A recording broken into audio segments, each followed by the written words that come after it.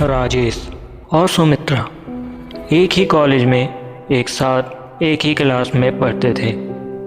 राजेश अपने पिता की तरह राजनीति में बेहद रुचि रखता था और कॉलेज में छात्र नेता में सबसे प्रबल नाम था।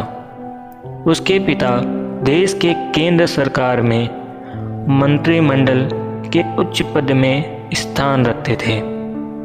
राजेश जितना अधिक नेता में प्रबल था, उतना ही वह लड़कियों का दिल जीतने में भी प्रबल था।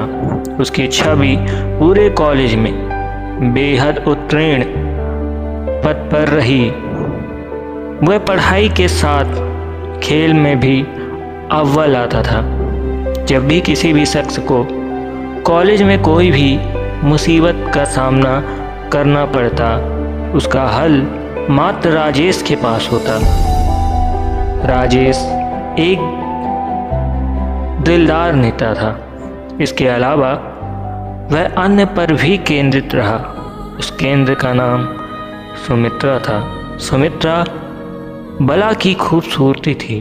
वह अंग्रेजी डिक्शनरी में ब्यूटीफुल शब्द का सबसे प्रमुख व्याख्यान करती थी। शर्मीले स्वभाव की बोली थी। सूरत ओढ़े सुमित्रा प्रेम की एक अलग प्रस्तुति पेश करती थी जो बेहद प्यारी थी। सुमित्रा मन ही मन राजेश को चाहती थी, लेकिन वह कह नहीं पाती थी क्योंकि उसे यह डर था कि कहीं राजेश मना न कर दे, क्योंकि राजेश बेहद अमीर घर से है। वहीं सुमित्रा एक सामान्य परिवार की बेटी थी। एक दिन सुमित्रा कॉलेज से घर की ओर जा रही थी। रास्ते में उसे राजेश मिला।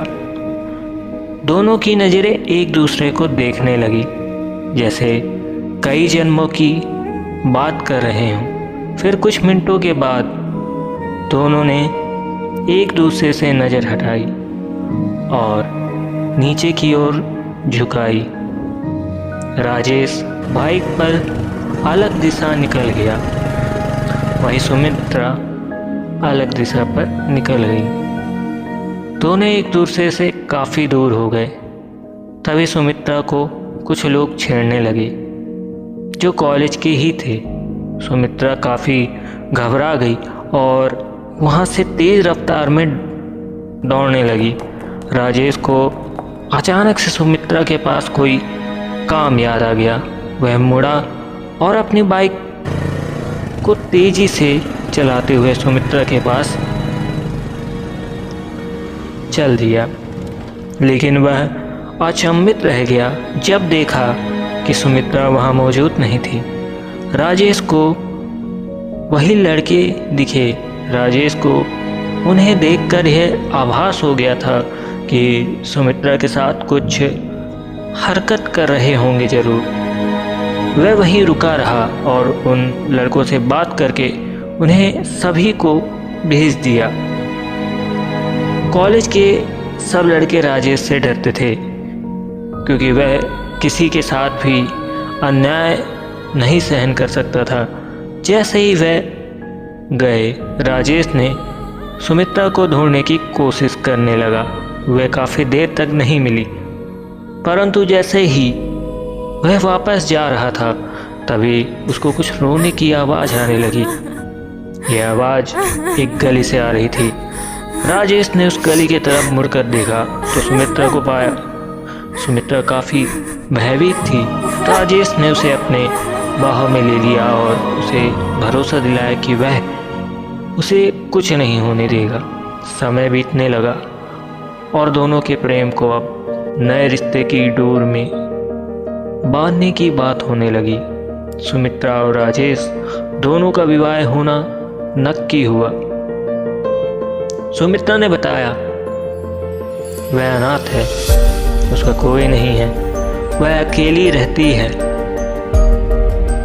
इन सब पर कईयों ने राजेश के घर से आपत्ति जताई, लेकिन राजेश का सुमित्रा के प्रति प्यार देखकर वह शादी करने को राजी हो गए। उनकी जोर शोर से शादी संपन्न हुई। दोनों एक दूसरे से बेहद खुश थे। 3 अगस्त, इस तारीख का प्लान बनाकर दोनों अपना हनीमून बनाने हिमाचल प्रदेश के शहर कसौली पहुँचे। कसौली के प्रसिद्ध रेस्टोरेंट कसौली पैराडाइज में अपने प्यार भरे क्षण बिताने के लिए वे वहाँ के मैनेजर से एक कमरा लेते हैं। राजेश ने सुमित्रा से कमरा चुनने को कहा। वह रेस्टोरेंट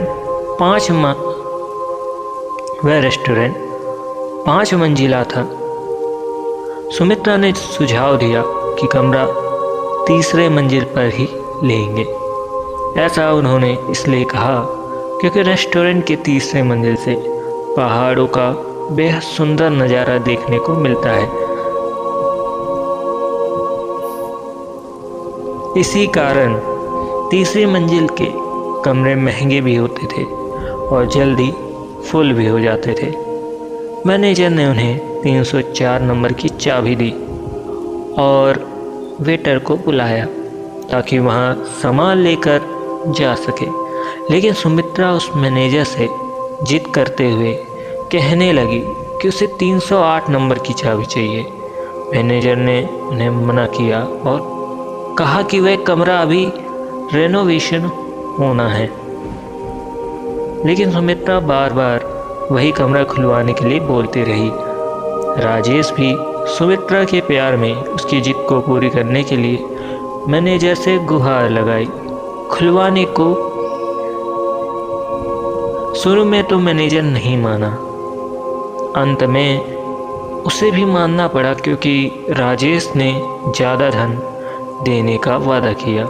दोनों कमरों में एक दूसरे को निहार रहे थे, साथ ही साथ पहाड़ों को भी देख रहे थे जो कसौली की खूबसूरती को बखूबी दर्शा रहा था। जैसा ही दोनों एक दूसरे के प्यार में डूब रहे थे और सारी हरे पार करने की ओर बढ़ रहे थे, तभी एक अजीब सी आवाज़ ने दस्तक दी। राजेश ने पहले कमरे के हर एक कोने में देखा कि कहीं कोई खिड़की खुली तो नहीं रहेगी। वह उठा लेकिन खिड़की कोई भी नहीं खुली थी, पर फिर भी उसे किसी के चलने की आवाज़ पूरे कमरे में सुनाई दे रही थी। वह डर के मारे बेड पर मुड़कर देखने लगा, लेकिन वह देखकर अचंभित रह गया। वहाँ सुमित्रा मौजूद नहीं थी। वह डर की सीमा को लांघ चुका था। पूरे कमरे में वह अब सुमित्रा चिल्लाने लगी। कमरे के बाहर जाने की कोशिश करता, लेकिन कमरा मानो किसी ने बाहर से बंद कर दिया हो। ये पहली बार था कि राजेश डर के मारे रोने लगा हो। अचानक से उसे कमरे के बाथरूम से पानी चलने की आवाज़ आती है। वह दौड़ते हुए बाथरूम की तरफ पहुंचता है। जैसे ही वह उधर पहुंचता है, पानी की आवाज़ बंद हो जाती है। राजेश जैसे ही वह उधर पहुंचता है, पानी की आवाज़ बंद हो जाती है। राजेश, जानू कहाँ ढूंढ रहे हो मुझे? आओ मेरे पास, सुमित्रा की आवाज़। राजेश देखता है कि सुमित्रा बालकनी में खड़ी हुई होती है। जैसे ही राजेश डर के मारे उससे लिपटने के लिए बढ़ता है, सुमित्रा एकदम से गायब हो जाती है और राजेश पहाड़ से नीचे गिर जाता है। उसकी मौत हो जाती है। अगले दिन उसकी लाश पहाड़ से बरामद होती है। इंस्पेक्टर रणदीप सिंह को तहकीकात करने की जिम्मेदारी मिलती है। उस लाश के पोस्टमार्टम रिपोर्ट के मुताबिक राजेश मौत से पहले उसकी धड़कन काफ़ी तेज चल रही होती है। इंस्पेक्टर सुमित्रा को ढूंढने की कोशिश करते हैं, लेकिन उन्हें सुमित्रा का कहीं नहीं पता चलता। मैनेजर ने इंस्पेक्टर सीसीटीवी कैमरे की फुटेज मांगता है, परंतु वह रिकॉर्डिंग देखकर परेशान हो जाता है। सीसीटीवी कैमरे में सुमित्रा की कोई फ़ोटो नहीं दिख रही होती। इंस्पेक्टर को यह मैनेजर की चाल लगती है। इंस्पेक्टर राजेश के घर पर उसकी मौत की खबर लेकर पहुंचता है। सभी परिवार वाले आहत हो जाते हैं। इसी वक्त राजेश का भाई इंस्पेक्टर से सुमित्रा के बारे में पूछता है। इंस्पेक्टर कहता है कि कमरे में तो हमें कोई नहीं मिला। सब घर वाले कहते हैं कि राजेश और सुमित्रा का हाल ही में विवाह हुआ था। इंस्पेक्टर ने उन्हें सुमित्रा के परिजनों को फ़ोन करने को कहा। इंस्पेक्टर को फिर पता चला कि सुमित्रा का तो कोई है ही नहीं। वह कॉलेज में भी पता करने गया तो पता चला कि कॉलेज में सुमित्रा नाम की कोई लड़की ने कभी एडमिशन ही नहीं लिया था।